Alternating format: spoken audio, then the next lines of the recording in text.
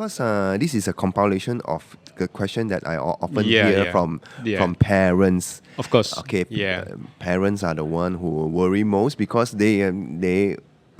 I just want to play my instrument, because if you say that, you could just go and get a teacher and then you could also learn that.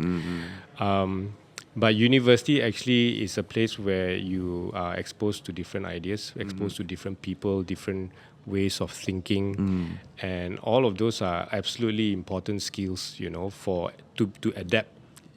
Yeah.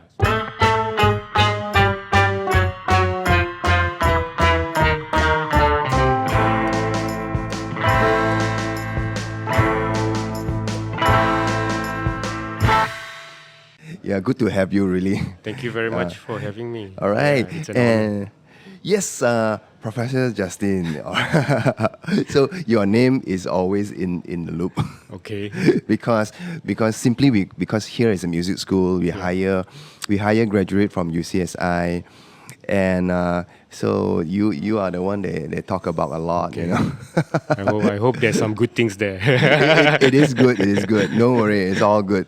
So that's why I've been hearing about you. So has been not from social media. I don't have your social media, right? Yeah, Not from that. It's all from word of mouth. See how powerful is that?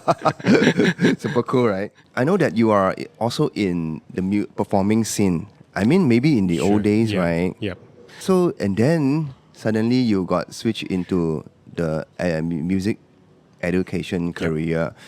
Was that like the transition seamlessly, or was it like... Yeah, so I did start off by performing first before I joined UCSI as a full-time staff there.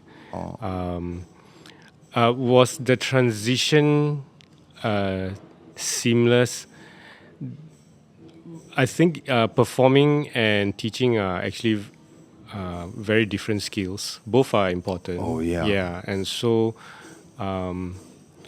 there was definitely a period of adjustment, because it's one thing to know the subject yourself, but in order to deliver it in a way that others can understand, that one needed some adjustments. And of course, even today, if I have to teach something, sometimes, as I've been doing it for so many years now, teaching in the university. Whenever you have different types of students, different backgrounds, different ways of learning, then you realize I can't just teach it the way I used to teach it like 4 years ago or 5 years ago. So definitely there is a learning curve. So those were the part of the journey. Oh, because what I heard from people, Yep. they say you were doing good in performing. You play for big stars, artists, and all that. Doing concert session or here and there. Yeah. And suddenly you disappeared from the performing scene, and then you went into becoming an educator. Yeah. So that is something that people always ask about. I don't know. Yeah. Yeah. Because 90% or maybe larger percentage of music students want to become a performer. Sure. But you are doing well, and then boom, you Yeah. you jump into the that area. I think all of us who do music in some way, we have to, of course, make some choices. What kind of life we want to lead and things like that. I'm not sure I agree with whoever said that I was right at the top of the session world and things like that. I was performing actively. Yeah. I think the decision to change was some of it was personal, but also I myself sometimes at that point I was the kind of musician, and unfortunately I think maybe this is a trap that a lot of performing musicians have to take care of. I was the kind that, like, if there was no work, I also don't work. I just happily okay. So basically I was just waiting for things to happen. And I realized actually after a while, hey, you know what, this is not good, because if we just wait, nothing is gonna happen. So So at the point when I made the transition, I think I was looking for some kind of external structure lah into and I made that move into teaching. It also happened at that time there was availability in the university. So it's of course always going into a new thing is always still taking a risk lah, because we are very comfortable with how things work in the performing world and all that. So that's those are some of the background of my transition. I thought you were like see the importance of high institutional education for the market. I don't know, you are in the market and then you see the market, how is it doing? That's why you jump into that. I wish it was such a beautiful story that I saw far in the view. I was a young musician like everyone else, trying to find the way, and I think the time when I switched also, it was 2008, and when the financial crisis hit, we had also I can't compare it to COVID times because I was not performing as my income in COVID, but I think at that time there was some significant we were significantly affected. So for me, it was a practical choice, partly a practical choice. But what I do see is it's actually important to have people who are performing in the industry to come and teach also, because it brings a different, it brings some kind of real world experience to the students. And so at UCSI, of course, we are happy to at least still have a lot of the people who are performing, who are working with artists, and in different ways they are teaching with us in different capacities lah. Some are part time, a few are full time and all that. I agree with you that actually it does, someone with that kind of performing experience or industry experience, when they come to university, is different from someone who is like I'll just study through all the degrees and then I come and teach. I think there is definitely an advantage lah. You definitely have met some people who are in the scene who doesn't have academic background. Right.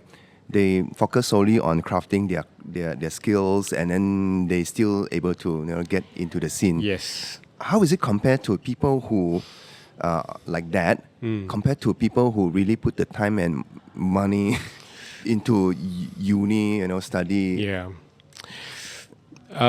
This is a interesting question. I think when I have conversations with some of the musicians from the older generation, when those who started performing in the 70s and 80s and all that, when we don't really have music programs at the university, obviously everyone learns in whatever way they can, and they get so good, and that's why people that's why they get work and things like that. I think how do they compare with someone with let's say a musician with a university education? It depends on the field you go into, I think, because at the end of the day, this is true for any industry. It's how you make use of your training. So the qualification itself, on one hand, we don't go around and say, I hold a music degree, therefore I'm good. No, you are good first, and then when they see your degree, like, okay, maybe that helped with the why you are so good. So again, when you perform with other people, nobody's there comparing degrees or whether you have or have not. So I think on that level, for certain tasks, there is really no big difference lah, because everyone gets the job done. But having said that, these days, a lot of what education provides is a structure to all the information that's out there. So today we have a different problem. Not problem, different scenario. In the old days, the older musicians, very hard to get resources. Right, they can't just. I want to learn this solo by this guitarist. Okay, let me just go and search. Don't have right. So they pick it up by ear, right? And they today we have a reverse problem, which is there's so much information everywhere, and so what I think education can help do is, all right, let's put some focus to what the order of things should be. Structure. Right. And so at the end of the day, everyone is still learning. It's just how you're going to go about with that learning process. So they get to learn the thing that even though they don't think it's important or they don't think it's necessary. Yeah. Is it true that I think the maybe some misconceptions about university education is one is that its only role is to prepare you for the job. But in the old days, university was really a place of exploration and creating new ideas, and so we do see the tension now because if it's not for a job, then why get a university degree? True. So I think, of course, we at the university, and not just as generally universities as a whole, this is the question that we are constantly trying to address. So yes, there will be things that will prepare you for the job, but it's also I wouldn't say that it prepares you 100% for one type of job, because again, when the important thing for all of us is to be able to adapt to what the job needs, right? And job requirements sometimes they change, and so so those are the values that we are looking at also when we try to create a university program and what we teach. Yeah, so it's not so much about you must learn this thing exactly, these facts and all that. More about how do we critically think through some of these, and what's the thinking process, so that when we come out into the market, then it's you are able to adapt according to what the job needs. That means not just being one area. Not just being into one area of job. For example, like you can, if you're having a degree, definitely you can become a lecturer in future, something like that, right? That certainly helps. Yeah, that certainly helps also. And let me see. I think.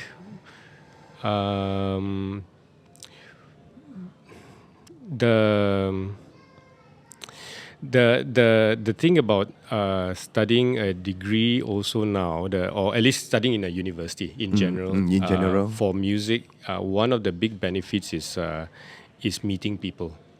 This is not something we it's often mentioned, but it actually is a big advantage. Because when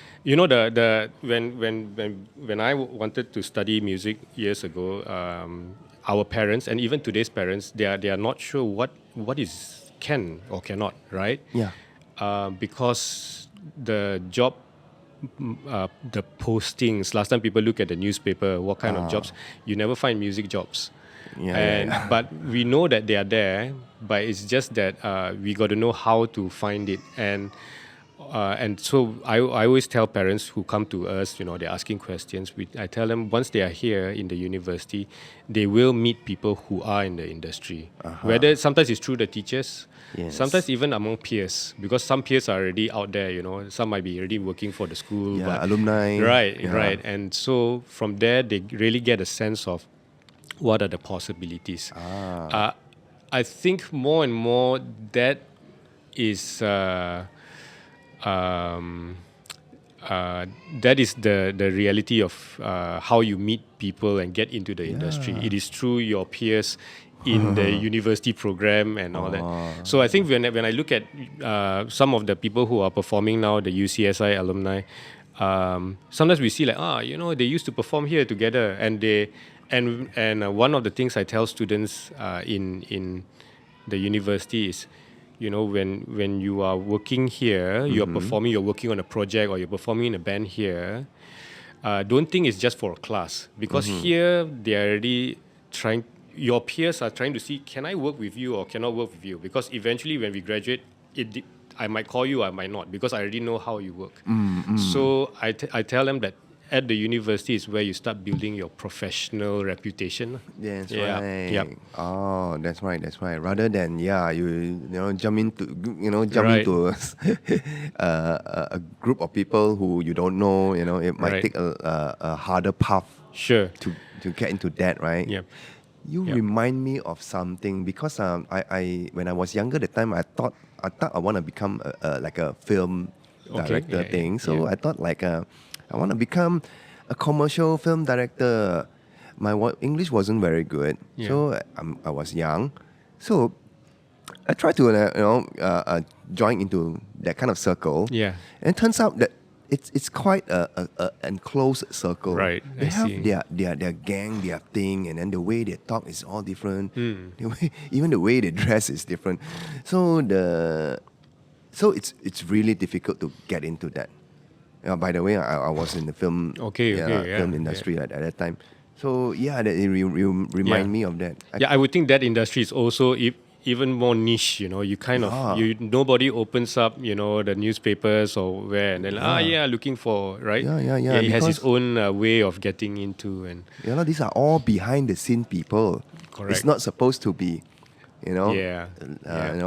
I mean, shout out. yeah. So it's very difficult to get into that. Yeah. Yeah. Maybe same goes to music, I guess. Yeah, I think I would think that is the case. That the network a lot of times really begins in the university lah, when they with their peers and all that. Yeah. It definitely can be one of the biggest value that the student can bring home, lor. Yep.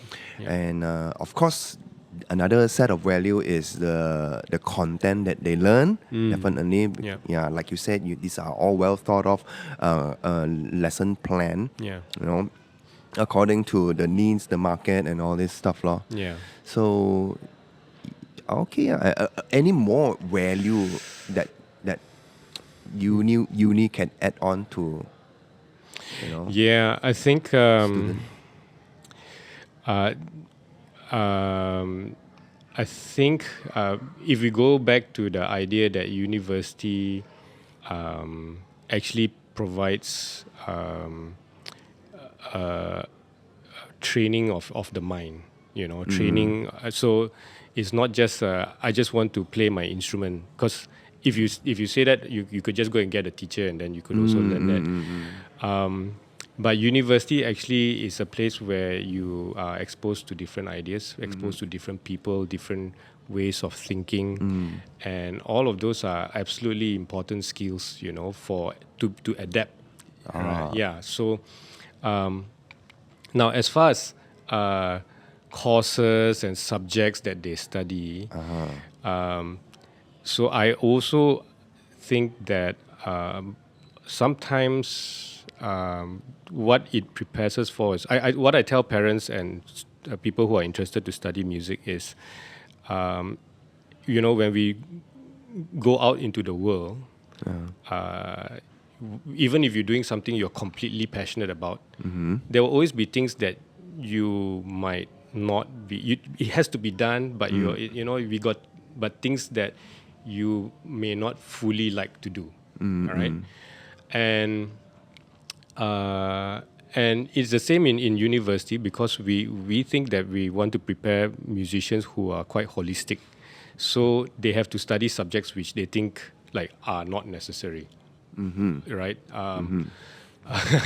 Like sometimes, do we really need to study this much of theory, or do we really need to study research skills and things like that? Yeah. So That's right. History. and history. Yeah. And the thing is, with that exposure, actually, you would become a more complete, not just musician, actually a more complete person. Yeah. More as Yeah. a person, as a character, Sure, rather also, than just yeah. the skills, right? Yeah, because now, of course, what is important and what's not important, that's where all the different universities, colleges may have a different idea of what that is. So, which is completely fine also, you know.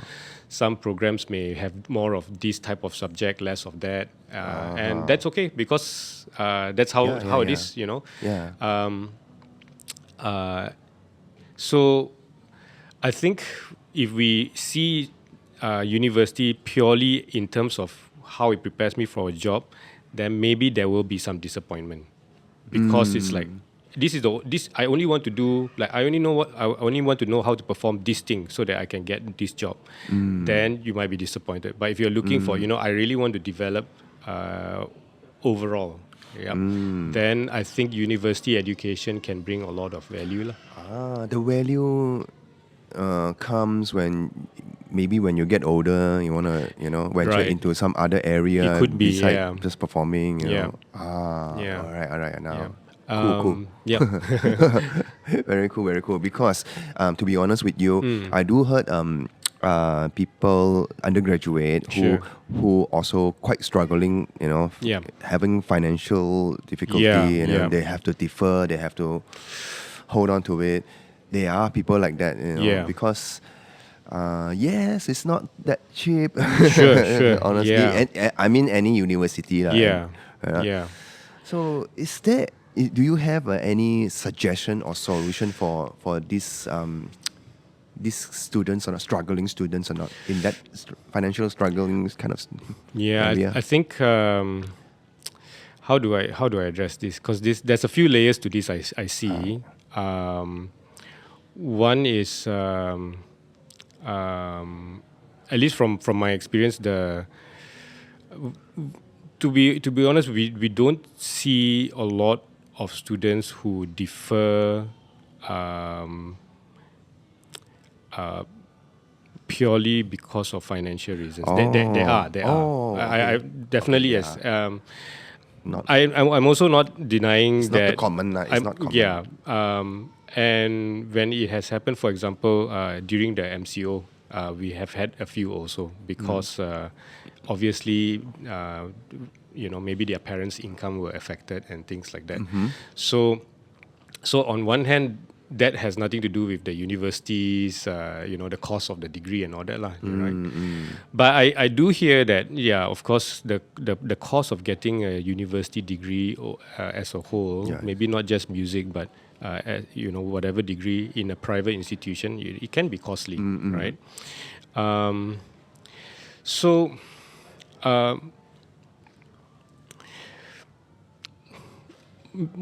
Maybe one perspective I want to bring up is the perception of cost lah, and what is expensive and what is not. okay, yeah. I think because I wonder if is it because of how music in general is valued by society, you know. So, for example, I wonder if people say the same about studying a different kind of degree, for example, like medicine. Medicine, because yes. there's a lot of value in medicine. It's But just music, that you know, is it music that you know, music is just hobby and all That's that? right. So I wonder if like then you know, that's why it seems very expensive because it looks like just for all you do is just sit in the music shop and you know, so I think there is a on one hand we are also actually all of us I think for your side of the industry also the same, you know. I think How that do this we is a hobby. right? So and after all, how hard can it be to teach music, you know? So you know, or so I think there's a generally for the arts there is this misconception that that actually the training should be easy, or the training is yeah, anybody can just do it. So there's definitely, I think that comes into play, you know, like why should I pay so much to study this field, right? It should be cheaper because after all the jobs seem to be like easy to do, you know. Thought it's a fun thing. you know. Right. But to be frank, I think this is a global issue also. Cost of higher education is going up, just like many other things in the world. Everything is going up, and of course there are questions about ongoing questions about the relevance of studying a full degree or studying university at all. So. I would say that actually even universities also need to adapt to this perception, lah, Um, so so I think the universities as a whole also we have to look at what kind of value we bring to society. When they come and study a degree, what actually is the difference than just like studying on your own from all the resources that is out there. Yeah. Wow, it take a long time to to rectify the value of it, because someone graduate, you have to be out there, and then if a lot of them made it, right? Yeah. So that's the value of it, being as a music graduate, right? Yeah. The Malaysian government, through we call it the MQA, Malaysian Qualifications Agency, of course, also has instituted different initiatives to cater for different types of learners, lah. So I think those are some things that the university as a whole is exploring also. For example, doing things like people who have industry experience and they want to do some credit transfer, some of those options can be made possible, lah. So it's an ongoing question that we are all looking at, Right. And as far as students with financial difficulties, of course, at the university level, there are certain things that we advise students to do. But I just wanted to acknowledge that, lah. Just point out about maybe that misconception about what music education should be worth. So those are things to consider. I think when we used to perform when I was performing also for events and all that, we also have these kind of questions, like why should the band be paid this much and not lesser and things like that. After all, you only perform for 1 hour, but actually the training that goes into just really putting all these things together is what people don't see, right? One song is like 4 minutes. yeah. So you're just only doing a 4-minute job, right? Right. Don't look at it like that. Cool. So is there any people who join in like at later age? For example, like let's say 25 years old, they only start to join into university. Is there people like that? With music, there are some, but not many. Not many. I don't know why, yes or no, but we don't see a lot of our students are. Well, let's talk about undergraduate programs, because we also have postgraduates. Now, postgraduate programs are different because masters, PhD programs, for sure. They already, some of them already established professionals. Already got kid, man. Right. So they're just coming to upgrade, get a further training. For undergraduate, a lot of them are fresh out of school, and there have been a few, I suppose, more mature learners who join us, and usually they come from other fields. Actually, so we have so some of them, they have done their engineering degree because they have to they have to do it first. And then, like, actually, what I really want is music. Okay, so how do you view about that? That is pretty, wow. If I'm a parent, I will freak out. I think because the time and the money that you have spent on this subject, suddenly you want to jump into another subject, then you get a double degree or double diploma. Yeah. So, but we don't have so many of them. Although I can say that when they come, they are different in the sense of they have less questions of the ones that you're asking about, okay, why do I study this? Why is it? It's almost as though they already have that focus. They know why they're there. They know how to make sense of this thing. It's not directly related to what I want, but I can see why we need it, so they go for it. So sometimes some of that industry perspective actually helps, even if it's doing something else first and then coming in and I think because they see the world, more matured lah, basically. Definitely, right? yeah. Wow. Okay. Very powerful insight. I hope that because this is a compilation of the question that I often hear from parents. Of course. Okay. Parents are the one who worry most because people wasn't sure whether this journey is good to go or not. Yeah. So and some of these questions are coming from students or from UCSI. Yeah. I think it's good. I think it's good that to ask these questions, definitely, because at least we and this is what we do when parents come to talk to us. Also, we also try to clear up some of the misconceptions.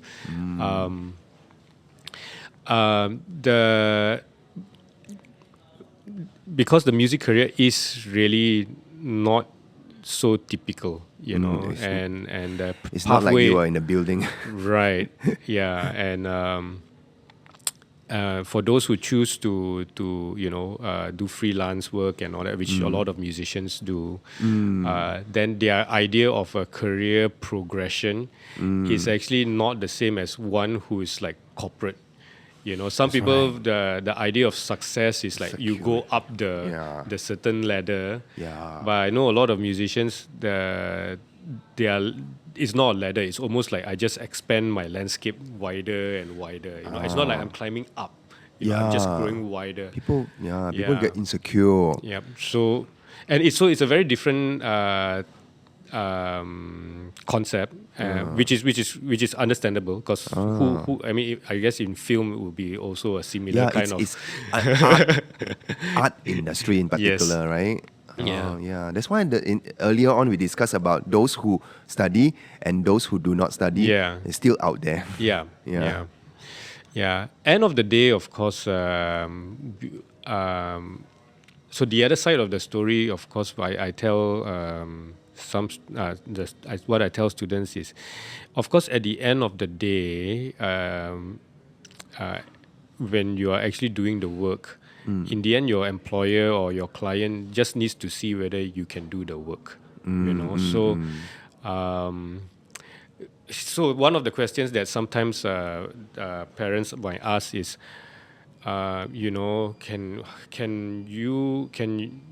can Malaysian graduates, graduates from Malaysian university compete with those from Berkeley and things like that? No, I don't want to be like naive and say like, of course we are. Berkeley is a super well-established school.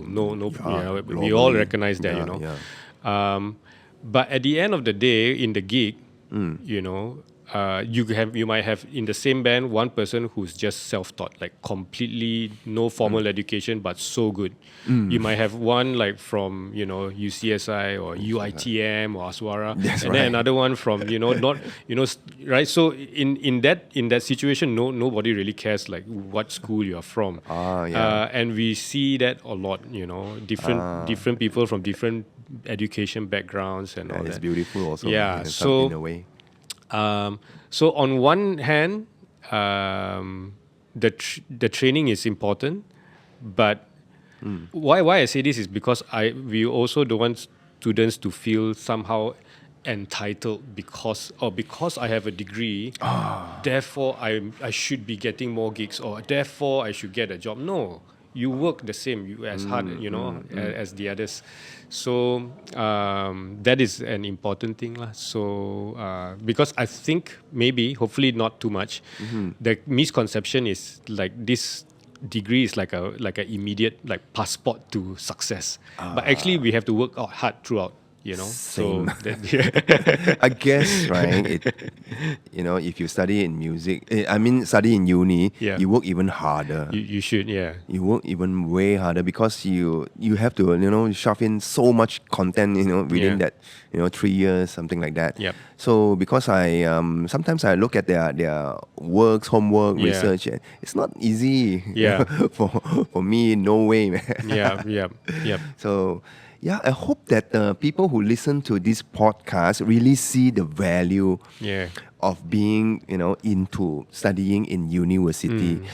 Mm. Music, I hope that people will, think like, this is not like a hobby thing, It's pretty serious, studying music. Am I right or not? Yeah, I think you brought up something important there, which is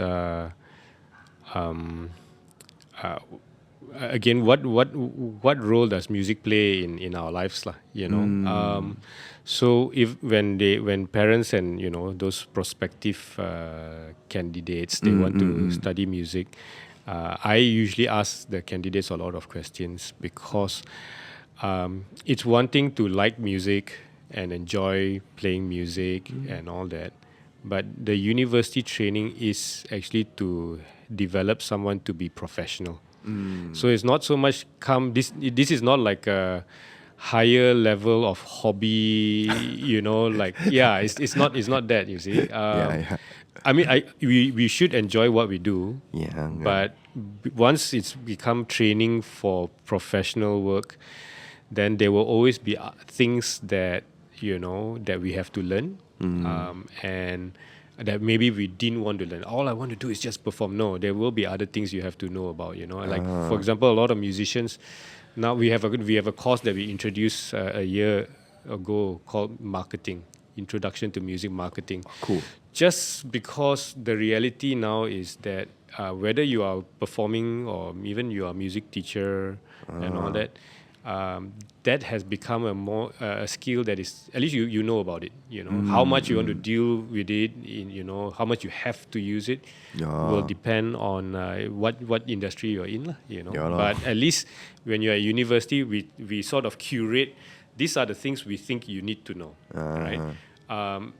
And I suppose that's the difference. If you don't come to university, you can still get the knowledge, actually, because there's so much content. Everyone's making content out there. It's just, actually, I don't know where do I start first, and then you can get lost. You can get lost, can Yeah. drown, can Sure. get pulled away Yeah. with Yeah. other content, Yeah. irrelevant things. Yep. Hey, good sharing, by the way. Good. It's, Yeah. I hope that they can see through this. Even myself, because I always have questions about studying uni or not studying, because the reality is that some friends study, some friends don't study, Sure, but still sure. they are out there. Yeah. But definitely there are a big value, Yeah. awaiting them. They might not aware right now, because this is what they are doing. Yep. Maybe in the future they do, they want to venture into business or Yeah. music, other area like teaching, lecturing, that kind of things. Yeah. They need that degree, right? Yeah, I think a degree definitely can open some doors. That's also what I tell students, lah. Because a lot of students also ask about this question. For example, there are students sometimes they are struggling with the work and all that, and then I have had students who like one more semester you can graduate, and then I feel like quitting, one more semester, and so so I tell them, of course, at the end of the day, like what I said, if you can do the job, nobody looks at the degree, lah. But sometimes the degree might give you the first consideration first, if depending on the job you want, then of course it's for you to hopefully get the job, lah, once they interview you or talk to you, right? So Wow, awesome. Thank you very much. Yeah, thank you. you share a lot. I hope it's been helpful. Thank you. Very good info. Yeah, thank you very much. you. And yes, All right. Well, shake it. Yeah. All right. thank you. Thank you so much.